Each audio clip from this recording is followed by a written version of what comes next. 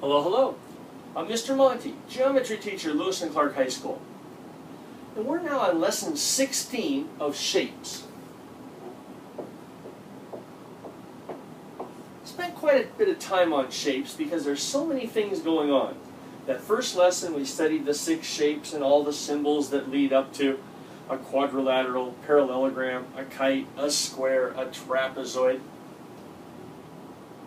Then I wanted to make sure that everybody remembered the equation of a line, slope of a line, and what actually makes perpendiculars. The slopes of 2 lines, opposite reciprocal, making that 90-degree angle. Now let's put it all together and see if we can actually determine if this is indeed a rectangle. Looks like a rectangle. The first thing I would do is draw yourself a rectangle and try to remember all the different qualities of a rectangle. Remember some of them? Parallel, 2 sets of parallel lines, 90-degree angles,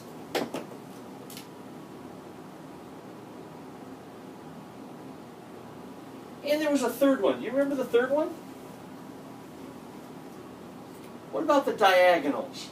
The diagonals of a rectangle must be what? Congruent, equal in measure. Now, if we can show any 2 of those, then we can determine if it's a rectangle. In this example, let's do all 3. I always like to start with slopes because that's the easiest part. Rise over run. Rise over run. 1, 2, 3, over 2. Let's do the other side across to see if it's parallel. 1, 2, 3, 1, 2.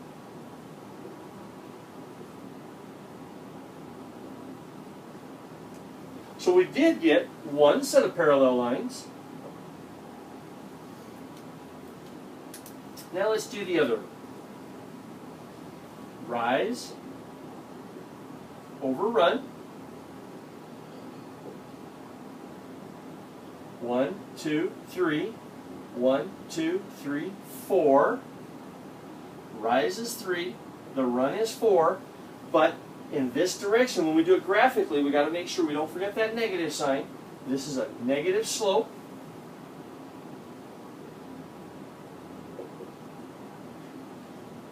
One, 2, 3. 1, 2, 3, 4.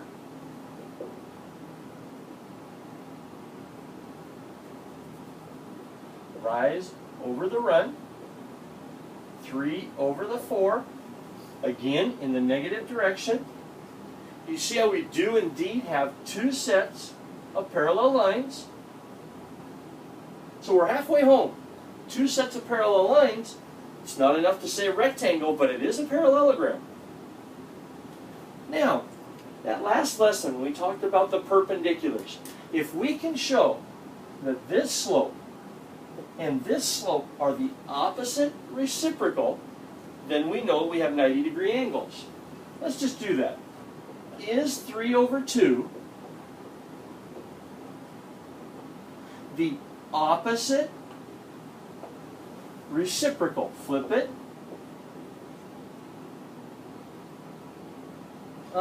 Doesn't work, does it? Negative 3 over 4 is not the same as 2 over 3.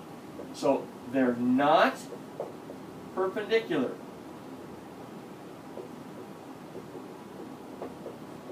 So this is not a rectangle. But let's say you got in the middle of the EOC and you blanked out and you couldn't remember opposite reciprocal. You couldn't remember how to get the perpendicular. Well, let's go to that third step here. We talked about the diagonals have to be equal in length. Well, we know how to do that. Our buddy Pythagoras, the Pythagorean theorem. Distance. We can actually find the distance of each of these. We're going to do the easy one first. You see how this one is at negative 2? Negative 2, it's a straight line. 6 units. 1, 2, 3, 4, 5, 6 units. So the distance of 1 is 6 units. Now, let's do the second distance. This one's a little harder. The second distance, remember distance, if we can actually show this right triangle, drop this straight down and come straight across, we have our a squared and our b squared, and that's going to equal our c squared. So, little note there, a squared plus b squared equals our c squared. Well, the a, that's 2 units. How high is this? 1, 2, 3, 4, 5, 6 units. Take the square root of that. We have 4 plus 36, square root. The square root of 40. Square root of 40, that's not the same thing as, let's see, square root of 36. We showed 2 different ways is not equal to the square root of 40. So, diagonals are not equal. They're not perpendicular lines. We do have a parallelogram, but we do not have a rectangle. A lot of work, but you know each of these steps. Just break it into the parts, take your time, and you can be successful when determining what type of a shape it is, using lines, slopes, distances, and angles. We'll see you next time for lesson 17.